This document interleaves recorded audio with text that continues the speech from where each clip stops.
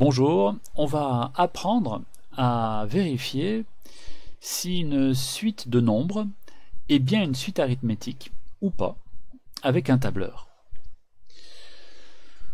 Alors, on a une première suite de nombres qui va de U1 jusqu'à U5 avec des valeurs qui sont là.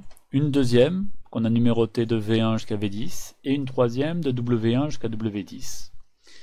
Comment savoir si ces suites de nombres là sont des suites arithmétiques? On connaît le fonctionnement d'une suite arithmétique, c'est-à-dire que pour qu'elle soit une suite arithmétique, il faut absolument que pour passer du premier terme au deuxième terme, j'additionne un nombre, toujours le même, pour passer au troisième terme, et encore le même, pour passer au quatrième, etc., etc., etc.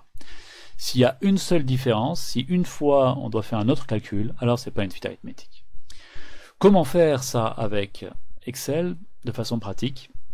Alors, on a vu que Excel pouvait faire des calculs. Je peux me positionner par exemple dans une case, alors un peu où je veux, mais moi pratiquement je vais me mettre en dessous de la case U2. Je commence par un égal, et pour vérifier, pour savoir combien je dois additionner pour passer de 25 à 28, il faut que je fasse une soustraction. Il faut que je fasse la soustraction 28 moins 25. Alors, je vais cliquer sur les cases. Je fais donc la case où il y a le 28, moins la case où il y a le 25. Donc F7 moins E7.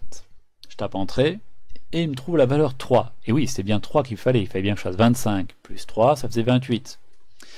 Alors, là où c'est pratique avec Excel, c'est que ce calcul-là, je peux lui demander de me le répéter. En cliquant donc sur le petit point noir, ma croix blanche devient croix noire, je clique, je fais glisser, et j'obtiens à chaque fois un 3, ce qui correspond bien à... Donc ce 3 là, qu'est-ce qu'il veut dire? Il veut dire en fait que pour passer de 28 à 31, j'ai bien fait donc... il faut faire plus 3. Pourquoi? Parce qu'on a fait donc 31 moins 28. Hein, G7 moins F7. La case ici, on a fait quoi? On a fait donc la case bleue, H7 moins G7. À chaque fois, donc, on doit faire la soustraction du terme suivant moins le terme précédent, le terme suivant moins le terme précédent, le terme suivant moins le terme précédent, le terme suivant moins le terme précédent, ça me donne à chaque fois ces résultats-là.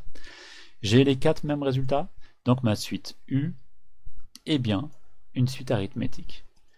Faisons le même travail. Alors cette fois-ci, ça se positionne à la verticale, donc il faut s'adapter. Je peux me positionner donc en face du terme V2. Je tape égal et je dois faire la soustraction entre le terme suivant moins le terme précédent. Donc je clique sur la case B5 moins la case B4, Entrée, et il me donne le nombre qui a été utilisé pour passer de V1 à V2.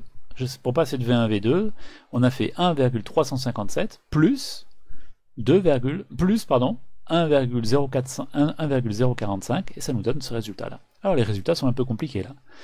Maintenant je clique sur le point noir et je fais glisser et on va pouvoir voir si c'est une suite arithmétique ou pas. Vous trouvez des résultats qui sont tous les mêmes. C'est une suite arithmétique. Donc systématiquement pour passer d'un terme à un autre terme, j'ai dû additionner 1,045.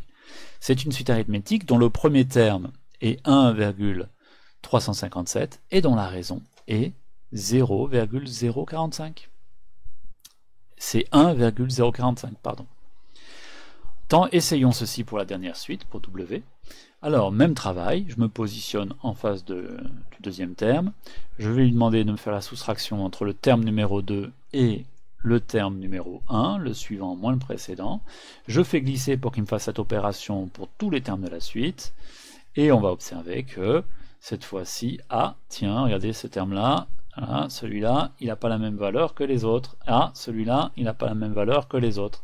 Alors ça veut dire que ici, pour cette suite de nombres, on additionne parfois 1,2 à chaque fois, mais là, pas 1,2. Pour passer de ce terme-là à ce terme-là, j'additionne 1,1. Pour passer de ce terme-là à ce terme-là, j'additionne 1,5. Donc cette suite-là ne peut pas être qualifiée de suite arithmétique, puisqu'il n'y a pas une raison qui s'additionne, tout le temps la même, pour passer d'un terme au suivant. Pensez à appliquer ce travail-là sur des cas, sur les exercices, pour les comprendre correctement et les enraciner en vous.